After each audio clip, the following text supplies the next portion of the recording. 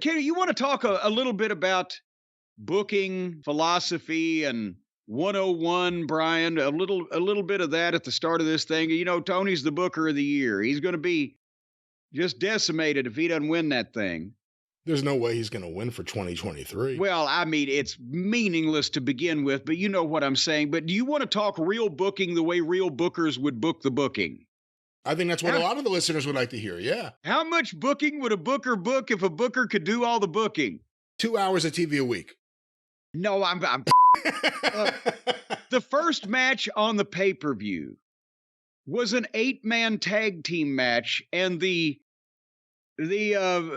reasoning behind this match was it was all the tournament participants, all 8 of them, that didn't make it to the finals, like the other 2 guys, which we'll talk about shortly. That's the only reason. So naturally, after they've all wrestled each other in a round-robin fashion over and over again, now, well, they're clamoring to see an 8-man tag match and they just pick sides, right? I'm like, what the fuck? It's like a small show in the South in the 50s. Like, here's the opening match, here's the second match, now they're going to have a tag team match, and now everyone's going to have a battle royal. Yeah, but there was umpteen more matches and plenty of other mouths to feed on this card. But here's because Tony's mind works very fast all the time. I think that's a problem. It never does slow down. So I'm sure he thought this was going to be fabulous. But let me ask you this. The match was Brody King and Jay Lethal and Rush and Slingshot, Jay White. I started to say ping pong. Light switch. Whatever. Versus Claudio Castagnoli, Mark Briscoe, Daniel Garcia, and Bryan Danielson. And as I said, the whole causality of having an 8-man tag match, because these were the 8 guys that didn't make the finals of the tournament. But now, looking at it from a business perspective, rather than just Tony thinking that would be cool, right? From somewhat of a professional standpoint. I forgot, did they even announce this match was going to happen ahead of time on the pay-per-view? Because they were still firming it up the Wednesday before on television. But was this advertised ahead of time? It was. I just don't remember how far ahead of time it was. Okay, certainly not more than like 5 days ahead of time, but I think it was. Well, because they have another 8-man tag team match later on in the show involving Sting and Darby Allin, and that whole angle that we'll talk about with Jericho and the whole 9 yards. Oh, yeah, that whole angle with Jericho. Well, yeah.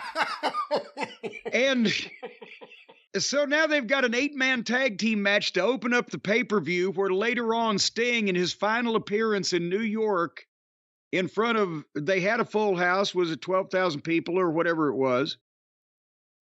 He's in the second 8-man tag match of the night. So we're having dinner before we have dinner again. And this match, this first 8-man, is a cold match. They're only connected, any of them, because of the tournament. Think about, how do you want to expose your talent and your featured talent, your top talent? I'm not even suggesting Tony Khan push different people. I'm going by the television that he does and who his main event people are in his mind in this match. Don't you want at least one of them to come out better than they did going in? If nobody bought this pay-per-view specifically to see this 8-man tag, I think you'll agree that's a fair assumption, right? If it was or wasn't on the card, was not going to affect the buy rate of the pay-per-view. It was an add-on. And except maybe it probably would have done great business in Sandy Fork because of the Briscoe family. But otherwise, so if you're opening the show and you want to do something positive for one of your talents, a main event talent that you happen not to have a spot for whatever reason on this show, to feature him in a main event money match, at least build for the future. Make him look good in some fashion. Why? Instead of, and this thing, by the way, they were 30 minutes into the show before this was over with. And it just wouldn't end. Would you agree with that assessment if you even paid any attention after a while that it just wouldn't end. Yeah, it went on a long time. I mean, it was an opening 8-man tag and everyone has to do their thing. You have to give it time to breathe, and it went a long time. It certainly got CPR and an oxygen tank. It was having no problem breathing. It breathed forever. I love WWE's shorter pay-per-views. I know WrestleMania is one of the longer ones, and maybe the Rumble will be too, but the pay-per-views they've done that have been like 3 hours or whatever it's been, or feels like 3 hours lately, have been such a breath of fresh air. When you know it's going to be like 4 or 5 hours, some of these matches don't need to be there. Well, yeah, they'd already done the hour that they always do before the show, the pre-show before the show. So they've had dinner before they've had dinner. And then they put the 8-man on first, and they go 30 minutes. So everybody involved in this thing does so many moves that, you know, the rest of the card is somewhat hampered just by, unless they grow another set of arms or legs, what to do. But why not do something positive for someone instead of this mess? And it was 3 hours and 50 minutes, this show. So if they needed to go 30, then they could have had 2 matches in this spot. But why? Bryan Danielson wasted in a no money match. He's a main event guy. Why would you not say, okay, we're going to do something? If Bryan Danielson, did they hide him in an 8-man? Because he certainly doesn't look like he's being hidden that much. But did they hide him in an 8-man because he was injured and can't go to singles? In which case, as we saw the other night on Raw, you can get a concussion from a fucking drop kick. So maybe he shouldn't be working in the opening fucking match at all.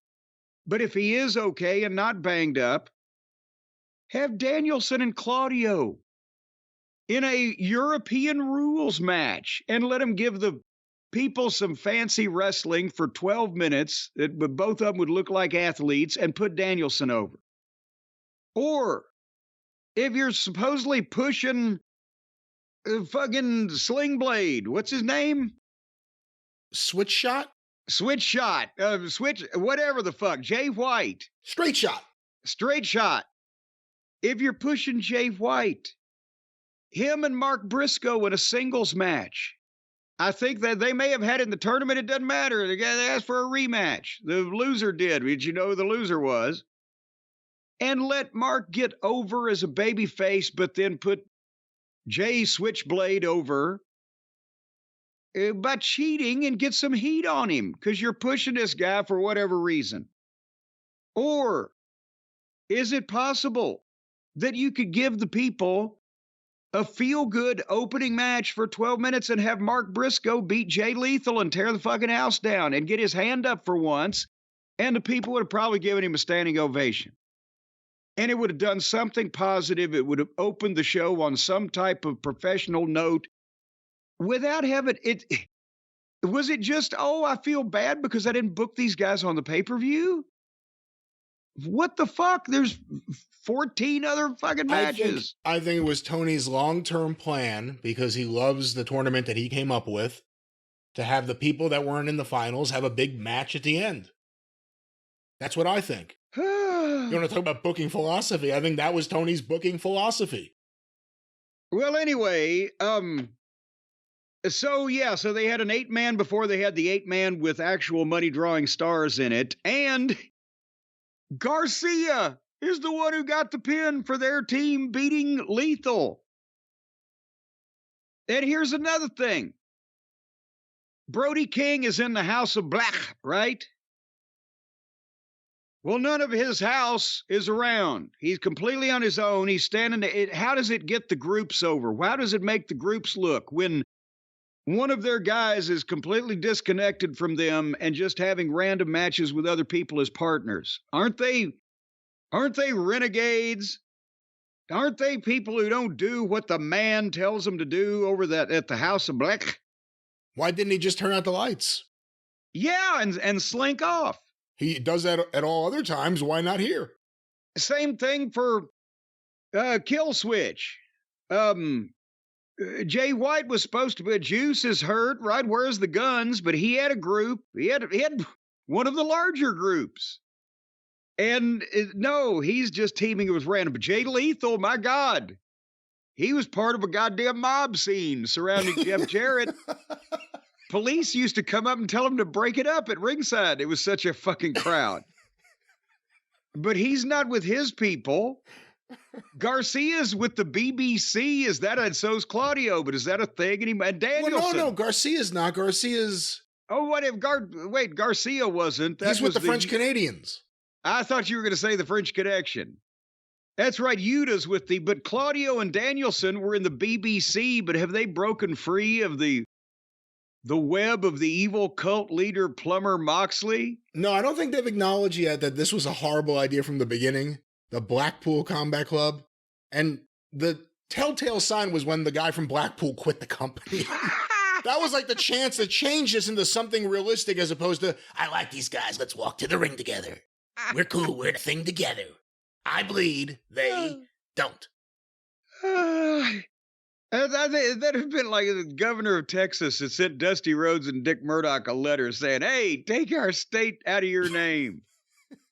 But anyway, so have any of them been to Blackpool? That's one of my questions in this. Have any of them ever stepped foot in Blackpool? I don't know. A couple of them have spent some time in a cesspool, but so that was the start of the pay-per-view. About 30 minutes in, it was finally over, and Garcia beats poor Jay Lethal, who apparently was trying to lay down for the fucking popcorn vendor on his way out after the show that night. And do you have any comments that we even need to dignify this? No, I'm bored with a lot of this, and I said it before, I'm not really that excited about Danielson matches lately. They had him buried in this match, and Claudio's been boring me. I hate the way Briscoe's used. Oh, and by the way, I think this followed a battle royal on the pre-show from what I read. I believe it directly follows. They went from a 20-man battle royal down to an 8-man tag team match. Brody King, I think, could actually do something, but you either got to put him with the group or take him out of the group. Like, figure out what the fuck you want to do with him. Did you ever have the feeling that you wanted to go? Did you ever have the feeling that you had to stay? You wanted to go, but you decided to stay. Jimmy Durante.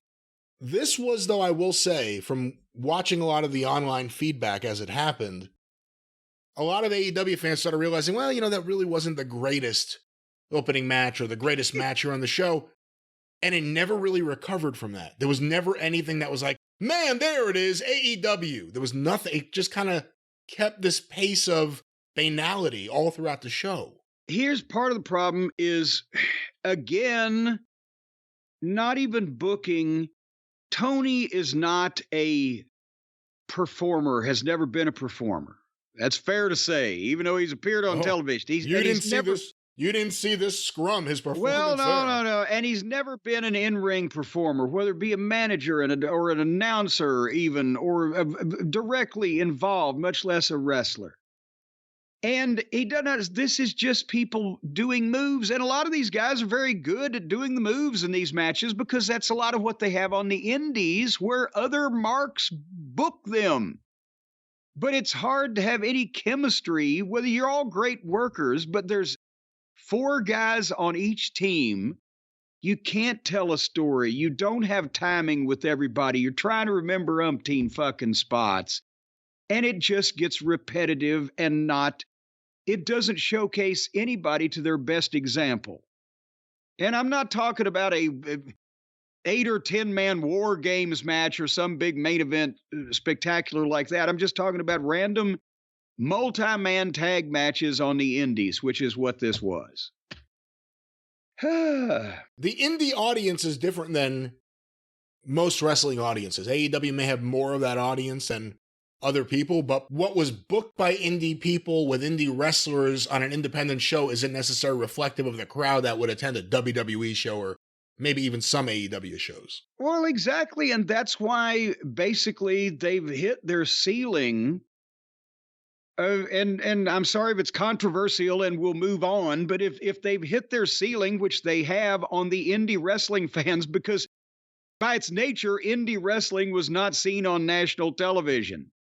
Now, indie wrestling is being seen on national television, and in all the United States of America, there's about 800,000 that wants to watch it regularly. And then whenever a CM Punk or some goddamn celebrity or milestone or whatever would hop along and come in, it would increase them a couple 100,000, and there you go.